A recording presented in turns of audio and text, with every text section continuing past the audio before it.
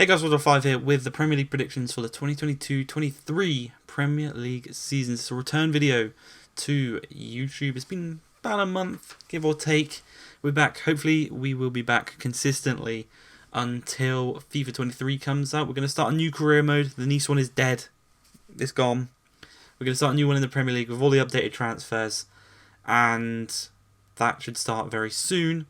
But we're going to get the Premier League predictions out of the way before this. You can't do Premier League predictions after the season started, you know. So the season starts later tonight. This one's coming out at 5:30. The season starts at 8. Palace versus Arsenal. Should be fun. Let's get into this one though. Because in 20th place, I think I've seen them 20th place in pretty much every single predictions video I've watched. I've watched kind of 4 or 5 of them so far. They've been bottom on all of them. It's AFC Bournemouth. They clearly have the worst team in the squad. Quite clearly they have the worst squad in the league. It's whether Solanke can replicate his championship form. I don't think he will. He's been in the Premier League before. He hasn't been the best. Him not scoring was one of the reasons that Bournemouth went down. And as a result, I think of them going down, Scott Parker could be the first manager to see the axe and get sacked. 19th place, I have the other promoted team. Well, there's 3. I have one of the other promoted teams. I have the championship winners, Fulham. I think it's a similar reason as to with Solanke, where they're great in the championship, but when they come to the Premier League, they are not the best. And Mitrovic scored 40 goals last year. Can he equate that to maybe 15 goals in the Premier League to help Fulham stay up? I don't think so. He hasn't been able to do it in the 3 or 4 other seasons he's had in the Premier League, so I don't see why this season would be the one where he can. Also, Fulham have made some decent signings, not the best of signings though. Andreas Pereira, he's the pre-season Perlo, always good in pre-season, never good in actual season. Man United, I think, have robbed them there. No matter how much they paid, they could have got him for free, but Man United would have robbed them because that's how poor I think Pereira is. Leno's a decent signing from Arsenal, and they've also got Mbarbo at right back. I don't think they've got anyone apart from them 3, but they've also still got Tim Ream at centre back. And when you've got Tim Ream at centre back, you're going down. You're going down. They need to get a new centre back, and then maybe they'll have a chance of staying up. Because Tosin Adarabioyo is decent. Obviously, when they had Anderson and Adarabioyo, they were a decent little partnership. Looked like they might have stayed up. Unfortunately, they didn't. And Anderson moved on and signed for Crystal Palace. Now, the third and final team I have getting relegated is Southampton. I think similar to how Burnley went down last season, it was Burnley's time to go down. You know, if that makes sense. I think the same is going to happen to Southampton this season. Burnley have gone down. They've got Vincent Kompany in. They kind of changed the way they play, and the same thing might have to happen with Southampton, because Hasenhüttl's been there a while now. There's not really been any improvement. And I think the main reason they're going down, I think you have to ask, where are the goals coming from that will keep them up? Because Che Adams, maybe he'll get 7, 8. I think he got 7 goals last season. That's not enough to keep a team up. You need your striker, or you need a few players. Danny Ings, they sold Danny Ings. He was a great player, and he would score you goals. They sold him. They struggled last season. I think they're going to go down, and I think they will probably look to move on from Hasenhüttl at some point in this season. 17th place, I've gone for Everton. Now, Everton, apparently DCL is going to be out for 6 weeks. Frank Lampard said in a press conference before the game. That means they're going to be reliant on Rondon to be their main striker, because he'll be out for 6 weeks. He also then has to get back up to fitness. It's going to be a while before he's back. And it's a shame, because I did think maybe if DCL could stay fit, he'd be just slot him right in. You wouldn't need a Richarlison replacement because you've got DCL. But now that he's gone, and he's probably going to struggle to stay fit again this season. Who scores the goals for Everton? Dwight McNeil might get a handful. Gordon might get a handful. Dele Alli maybe will step up and be that guy. It's kind of his last chance, really. This season seems like Dele Alli's last chance to make it in the Premier League, if that makes sense. I think it does. But yeah, he's going to be fighting. McNeil, Gordon are going to be really good. I think they're going to be a decent pair on the wing. One on the left, one on the right. Could be pretty good. Could cause some problems for the wing backs. Tarkowski added to the defence is a good signing. And also Pickford, I think he's going to be craving that number 1 shirt for the World Cup. I think he deserves it more than Aaron Ramsdale. I think he's a better keeper. But yeah, time will tell on Everton, and they could slip in. They could slip into the relegation zone and go down. I think there's 5 or 6 teams. It's quite tight this season on who could go down. Now, 16th place, I have the final of the newly promoted teams. It is Nottingham Forest. I think they've had some great transfer business. I think that Jesse Lingard is getting a lot of slack, even though he is a great signing. They got him for free, pay him the highest wages you want because they are not paying a transfer fee for him, And Lingard's one of those players. I think he's a top 10 player. I think he could even be a top... I think he's a top... Maybe not. I think he's a top 10 player, though. He has proven at West Ham just how good he can be in these kind of teams lower down the leagues. You've also got Dean Henderson coming in on loan. He's got a point to prove to get back into that Man United first team, or to prove his worth and be signed by another team, if that makes sense. Because I think he came out and said he was promised the first team spot at Manchester United, but he wasn't given it, and he was pissed off about that. So proving the point at Nottingham Forest, they've got a good player there, and whether he kind of does go back to United and be the number 1, or he raises his value, Man United sell him, and he gets a top 6 team. But yeah, I think they'll stay up, and I think the atmosphere at their stadium, because they are newly promoted, it's their first time in the Premier League in a very long time, that could help them stay up. Whereas Fulham and Bournemouth have both been in the Premier League pretty recently, the buzz of being a Premier League team has kind of faded on them, and the atmosphere won't quite be as good as it is at Nottingham Forest. And I think that'll push players forward. It'll push them forward when they're losing. That having that crowd behind them will drive them forward and help them get a few results this season.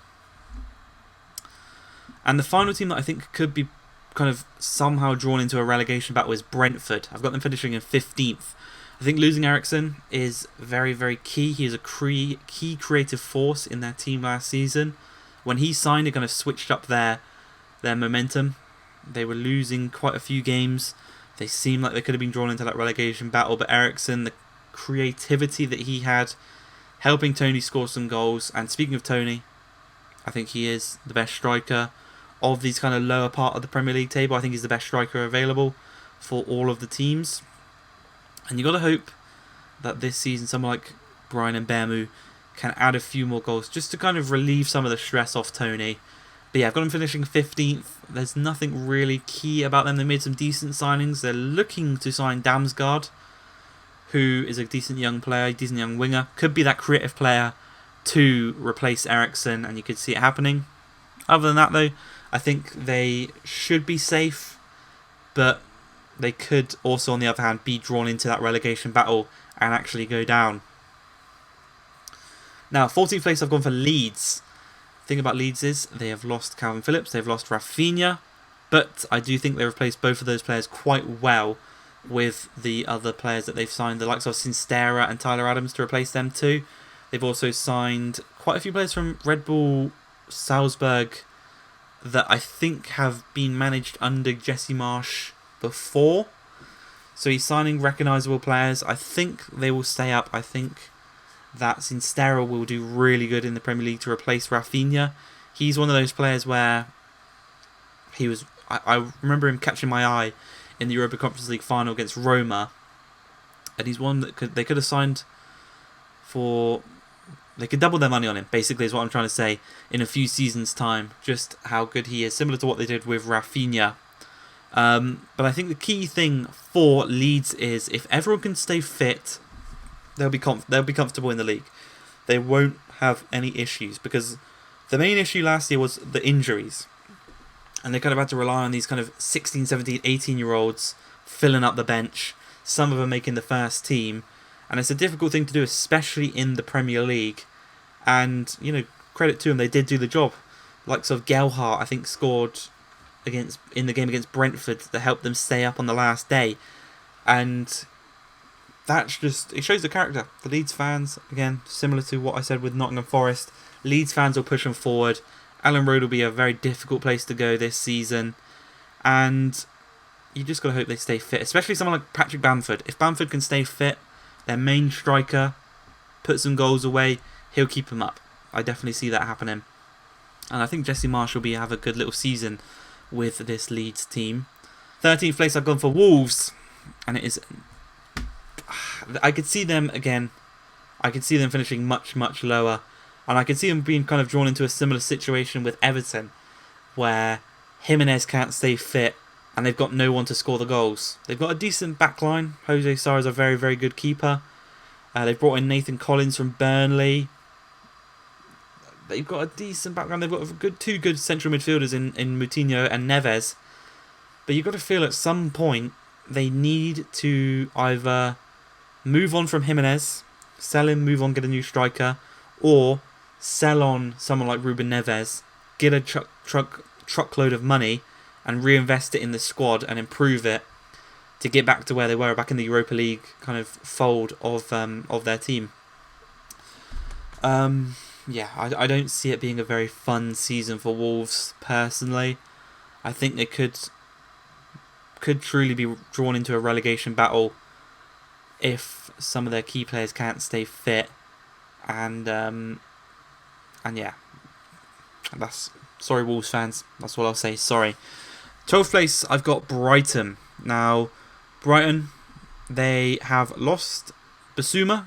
They look quite likely now to lose Cucurella for about 50 million to Chelsea, which is, I think, a great signing for Chelsea. It's also a nice chunk of change that Brighton can reinvest and sign some random player from using all the data and sign a random player for 3 million, sell them on in 5 years' time for about 50 million, and just continue that cycle. Obviously, they've got Graham Potter, who's a great manager. They've got a great little crop of players already. Roberto Sanchez in goal is great. They apparently, it looked like they were signing Levi Colwill from Chelsea on a permanent for about 20 million with a buyback for Chelsea, but now it looks like it seems to have changed to a loan deal, which is still good. He's still a decent little defender. Obviously, Tyreek Lamptey, if he can stay fit, is brilliant. Mwepu, Trossard, Moises Caicedo. They've got a man like Danny Welbeck. But they've also signed a new striker. I think he's the Belgian League top goal scorer from last season, Undav. And I remember I was looking at him. I remember I was looking at this Undav guy, and I just got that feeling that he would be one of those streets won't forget kind of strikers, kind of like Michu, where he'll go this season, he'll go and get like 19, 20 goals, and he'll help Brighton survive or even push up even further up the table, but then we'll never hear from him again. I could just see that happening. You know, the XG Kings, maybe they finally got a striker that could finish their chances. Next up, I've got their rivals, Crystal Palace. I'm a big fan of this Crystal Palace squad. The whole squad, I really like a lot of their players, especially Eze and Olise. I think Jordan Ayew he's a bit of a baller as well. They've lost Conor Gallagher. Could that be a dangerous one? Obviously, Conor Gallagher's form in kind of the later stages of the season, it kind of dropped off. So maybe they won't miss him too much. I think that Sam Johnson, Gaita and Butland is the best three combination of goalkeepers outside the top six. So whoever they choose will be decent. Mark Guehi, Anderson, brilliant. Tyreek Mitchell, brilliant. Maybe if they sign a right back, they'll be on to even bigger and better things. Wilf Zaha, I think only has a year left on his contract and could look to be moving away. Again, potentially to Chelsea or Roma, I've seen rumours of. So, could be a different one. And it could be kind of... Wilf Zaha leaving Crystal Palace is kind of him... It's kind of like a baton passing moment where he'll be replaced by Eze and Olise. Those skillful, tricky wingers taking on the defenders one-on-one, putting the balls in, scoring bangers. But yeah, I think 11th place. I think Crystal Palace fans will take that. And I think Vieira could have another good season there. Now, mid-table, we're into the top 10. 10th place, I've gone for Leicester. I've done this because apparently they need to sell players to make signings. They haven't made a single signing yet this season. And apparently they need to sell players to do that. It looks like they've already lost their captain, Kasper Schmeichel. He's already joined OGC Nice. What kind of effect will that have on the squad, seeing their captain leave? Could it kind of demoralise everyone? There's offers from Newcastle for Maddison. There's an offer from Chelsea for Fofana. They lose them, I could see them finishing even lower because Jamie Vardy's 35 this year. And, you know, the miracle of Jamie Vardy has to end at some point. And I think it's slowly starting to happen. Jamie Vardy's starting to score less and less goals each season. And it could have an effect on him. And they could finish quite low in this table. I've got them finishing 10th purely for the fact that right now they still have Fofana. They still have Maddison. They have Harvey Barnes. They have Ndidi. If players stay fit, they could finish higher. If they lose some players, they could finish lower. It's a difficult one, so I've just chucked them in the middle. I think having no European football will help them out a lot, though, this season, and it should allow them to push forward. Now, 9th place, I've gone for Aston Villa. I think the main reason I've gone for this, I think they have a squad that's capable of finishing much higher. Coutinho, Danny Ings, Watkins, Buendia, Bailey, Mings, Konsa, Douglas Luiz, McGinn, Bobby Kamara, Emi Martinez, Matty Target, Digne, Konsa, their incredible squad. I just don't think Gerrard is that good, and I don't think Steven Gerrard is the guy that will lead them forward into potential European football. Yeah, and I could see him get sacked. He's another one of those players I could see, I could see getting sacked because he is underperforming. This Villa team should be kind of pushing for Europa League football, but I do think because of Gerrard, it won't quite do that. Now, 8th place, I've got Newcastle. I think they're going to continue the form under Eddie Howe. I think that similar to Leeds and similar to Nottingham Forest, St James's Park has been booming ever since Mike Ashley left. There's a real positive attitude around the squad. I think the addition of Nick Pope and Sven Botman means that outside of the top 6, they have one of the best back fives in Pope, Trippier, Botman, Byrne and Target. I think outside the top 6 teams, that is one of the best backlines you can get. Bruno Guimaraes is a great midfielder. Joelinton has proven to be an incredible midfielder out of nowhere. St Max, hopefully he improves on last season. Callum Wilson, hopefully he can stay fit and bang in the goals, because it doesn't quite look like Chris Wood is that guy in terms of being the goal scorer. Wilson has proven he can be that guy, and hopefully he does it. And yeah, I think they could push for Conference League. That's how highly I rate them, and I think just the atmosphere around the club is very positive. They're not signing those big major names. They're taking the right steps in building the club, and I think they're taking over, and they're doing it right, in the right way. Now, 7th place, I've gone for West Ham. Key factor is they've managed to keep Declan Rice. It seems like they've managed to keep Declan Rice. There's still a month to go in the transfer window. Anything can happen, but it seems like they've kept him for at least another season. I just don't see any reason why they would fall off this incredible kind of run of seasons that they've been having. They've got Conference League. I think that might hinder them. That could see them maybe fall down the table slightly. But obviously, they had Europa League last year, and it didn't hinder them too much. They've signed some depth players, which is what they needed. And they're still rumoured to be signing a few more players as well, which will help with them. They've had a very shallow squad last year, and it feels like Declan Rice played every single game. So giving him a rest, allowing him to freshen up, should be able to allow them to push forward. And yeah, again, I don't see why they would fall off now. The only real threat I see to them is themselves. Injuries, whatnot, causing them to finish lower. Lack of confidence. Maybe their signings not being quite as good as they thought. Likes of Scamacca maybe not being the best of strikers as they thought. and then being pipped by likes of Newcastle and Villa, and maybe even Leicester. But I think they are good enough. I think the rotation's good enough, and you just got to hope they don't get too many injuries this season.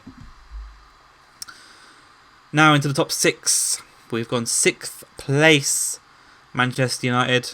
Similar to last season, you got to ask yourselves a few questions with this Man United team. Is Martial that guy to lead them forward and lead the line and score the goals to get them where they want to be? Is CR7 a positive or negative effect on the squad? And can Rashford and Sancho improve on last year? I think the answers to them questions are no. I think he'll stay, and I think Rashford and Sancho will improve on last year. Sancho especially. I think Sancho will have a good season this season. I believe Ten Hag is the man to lead the revolution in getting Manchester United back to the promised land. It's just not the first season. It will take a few seasons to get back there. With their rebuild, I think they're in a better place than Arsenal were at the beginning of their rebuild. The likes of Bruno, De Gea, they're key figures in this rebuild, and they are building blocks to build around. And yeah, like I said, Ten Hag is the man to do so. Now, 5th place, I've gone for Arsenal. I think the appointments of Jesus and Zinchenko could bring a winning mentality to Arsenal, could allow for them to... Those games where they're 1-0 down, they need some players, some motivation to push them forward. Ramsdale, White, Saliba, Gabriel and Tierney is a great back 5 to build around.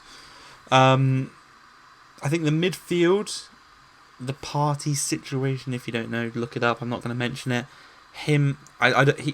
If he plays, it's a disgrace, but he is what they need. But yeah, he shouldn't play if the accusations are true. But yeah, they're good. Not quite good enough for top 4. I do think that Spurs and Chelsea have a better squad and better managers that can guide them to the top 4 finishes.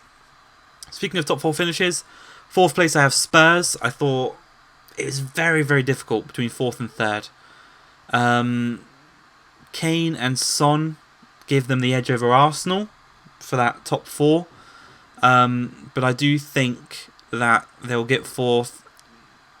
It's the history of the Tottenham. That's all I'll say. I think it's a bit Spursy. I could have shot myself in the foot there with that one. 3rd place, I obviously have Chelsea. I think Liverpool and Man City are the top 2 in the league. I think Chelsea maybe have a better season than last year. I think the signings of Koulibaly and Raheem Sterling they're brilliant. We've recently signed Chukwuemeka